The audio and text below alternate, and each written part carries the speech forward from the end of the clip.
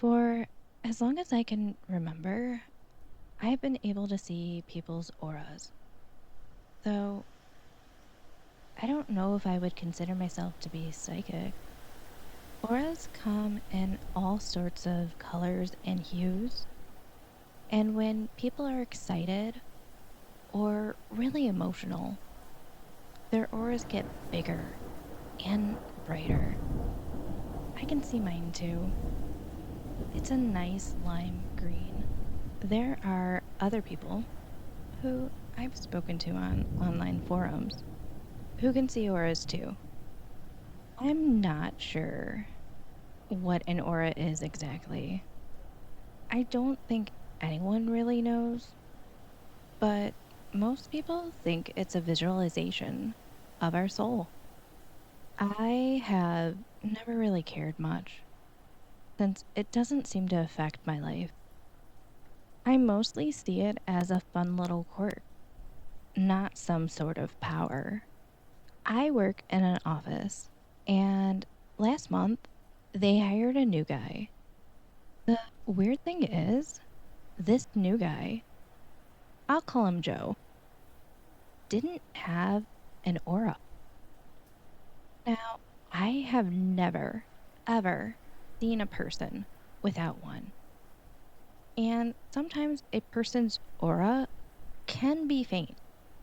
But Joe, straight up, did not have one at all. I couldn't exactly ask him why, as I figured he probably wasn't into that psychic stuff and think I was crazy. Well, I tried to let it go and not think about it, but I couldn't stop obsessing over it. I caught myself staring at him all the time, trying to make out even a hint of something. There had to be a reason, right? I found myself focusing on him. I would always eat lunch in a spot where I could look at him. Now, here's where it started to get even weirder. Joe never brought lunch. During our break, he would sit in the corner of the room on his phone. He never ate or drank anything, not even water. One day, I couldn't stand it, and I sat by him and offered him half of my sandwich. Joe declined and told me he just wasn't hungry. Well, that didn't make sense to me. I mean, he skipped lunch every single day. Surely he had to be hungry sometimes, right? One day, Joe mentioned a football game coming up that Sunday and asked if I wanted to come over and watch it. I thought, this was weird. I barely knew this guy, and he was already inviting me over to his place like we were friends. I tried to think of an excuse at first, but then I figured that maybe if I went to his place, I could discover a reason as to why he was so weird. So Sunday came and I went over to Joe's. His house was small but nice, and he came out to the front porch to greet me. He invited me in and seemed very happy. Usually, he didn't talk to anyone at work, but as soon as I went into his house, he started yapping. He asked me how I liked work, what my favorite sport team was, if I had a significant other, and overall was being very nice. I shivered a bit as his house was freezing. He turned on the football game and we watched it and made small talk. I can't remember much of what he said, but it was all boring, pointless stuff anyway. Like what he thought of work and what books he liked to read. The whole time I was trying not to stare at him, at his weird, auraless body. I noticed that Joe was sweating, despite the temperature of the house. About an hour into the game, Joe excused himself to the bathroom. Well, I sat there for about 15 minutes in his cold living room, and he didn't come back. I heard a weird noise coming from the hallway, so I got up to check it out. I found the bathroom and could hear a retching sound coming from inside, like someone was throwing up. I knocked and asked if everything was all right, and Joe coughed a bit and said he was fine. I figured he must have gotten food poisoning or something. I hurried back to the living room and I wasn't sure what to do. I was getting uncomfortable. Joe was really friendly, but there was something off about him. Maybe I am more psychic than I previously thought. Maybe I had some sort of strange intuition because I felt like something wasn't right. After another 10 minutes, my throat started to get dry. I went to the kitchen, grabbed a cup from the cabinet, and put it under the water dispenser in the fridge. Well, nothing came out. I tried getting ice, and still nothing. So I opened the fridge. There was nothing in it, and it wasn't even on. Just a dark fridge of empty shelves. Curious and weirded out, I looked in the other cabinets and the pantry. All empty. I heard the bathroom door open, so I quickly went back to the couch. Joe was more sweaty than before, and his face was red, so I figured he had to have been vomiting. I asked him if he was all right, but he said it was nothing. We continued to watch the football game until it ended. I was about to get my ass out of there, but Joe said he wanted to show me something. I told him I really had to be going, but he insisted. So I followed Joe down into the basement, which was way colder than the upstairs. It was really dark, and only a single light bulb hung from the ceiling. People's auras shine in the dark, so it was weird seeing him shrouded in darkness. My own aura was shining very bright because I was so nervous. We reached the bottom of the stairs, and I saw on the concrete floor there was a circle drawn in what looked like white chalk. Around the perimeter of the circle were symbols and words in a language I didn't recognize. I looked around the room and noticed that there were unlit candles all lined up against the walls, dozens and dozens of them. I asked Joe, "The hell is all this?"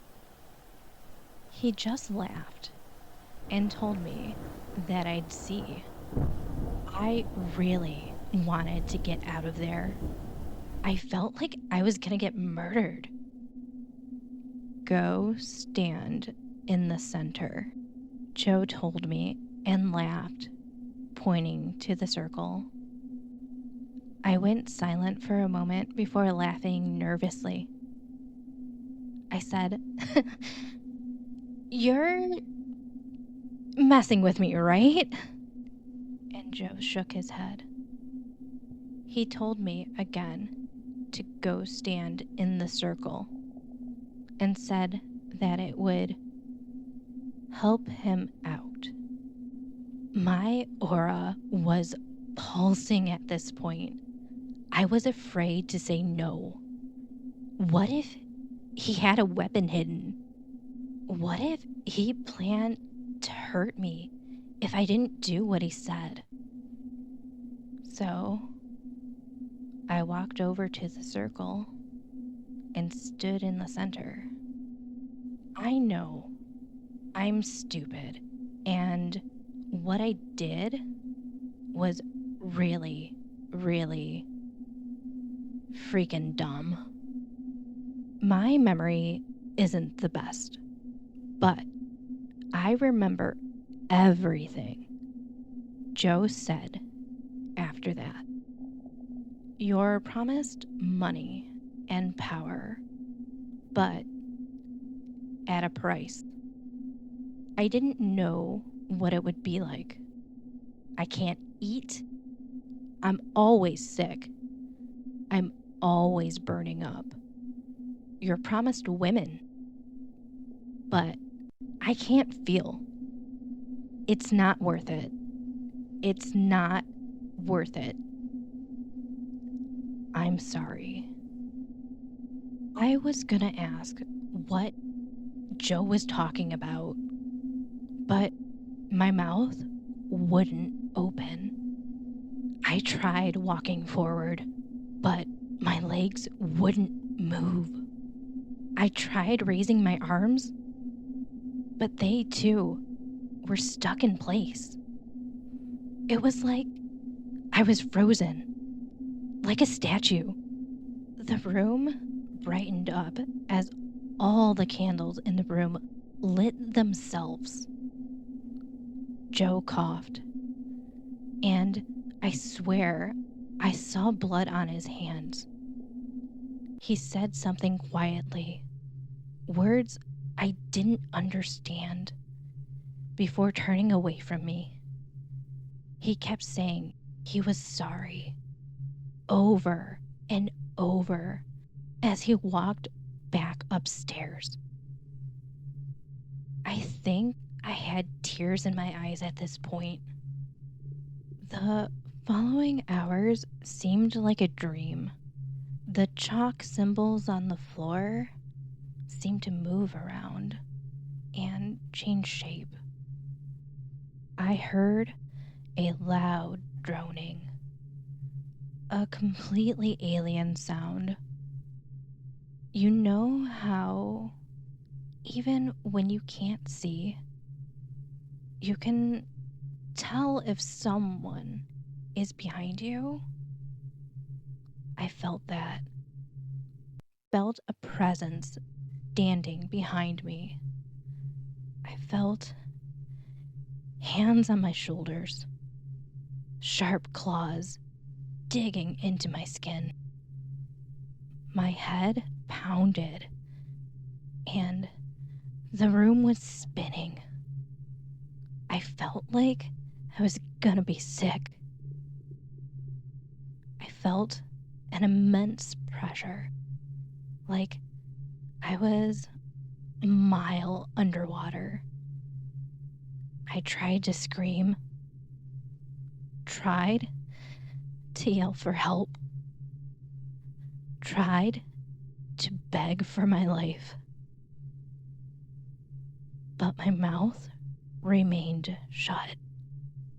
I closed my eyes, waiting for the worst, and opened them again when the light bulb exploded. The candles all went out, and I was in the dark. Suddenly, I could move again. I ran upstairs, and Joe was nowhere to be seen. I didn't wait around for him, though. I got the heck out of there. Nothing could have prepared me for what I saw when I went to work the next day. Joe had an aura, bright and green. He seemed much happier. He mingled with our coworkers and brought food during lunch. He avoided me, though, and I avoided him. Ever since the incident at his house, I have felt like total shit. I feel parched. The cool autumn air feels like 110 degrees. And I'm starving because everything I eat tastes like dirt. I have a doctor's appointment scheduled, but I can't bring up the worst of my concerns. My aura is gone. My little Calaveras. Now, if you made it to the end of this video, thank you so much. I truly appreciate you being here more than you know. If you haven't already, don't forget to subscribe. Also, like, comment, share all the good things, and don't forget to hit that bell so that way you're notified the next time I upload. I know right now I'm still getting used to recording and everything, so I might not be quite on a schedule just yet. So the bell will definitely help with that, but I promise I will definitely try to get more on a schedule. Sorry if you can hear my cat. But yeah, the goal is to eventually be to 2 videos a week, but for right now, I'm just gonna stick to 1. I also do have some originals that are gonna eventually be released that I have written myself, so definitely be on the lookout for that. Also, if you are somebody who writes your own creepypastas and would like for them to potentially be featured here, you can always submit that to my email in the description box below. I also have my other socials listed there if you want to follow me on Instagram or Reddit or any of those. Those are available. And I hope you like this story. I'm going to be reading more creepypasta style stories. That's what I want to focus on. I tend to enjoy them a little bit more. Not that I don't like other types, but these are just the ones that I tend to be drawn to. So yeah, we'll definitely have more. And I am rambling, so I'm gonna get going. And remember, my little Calaveras, don't let anyone or anything steal your light. Check under your bed at night. And until next time, bye.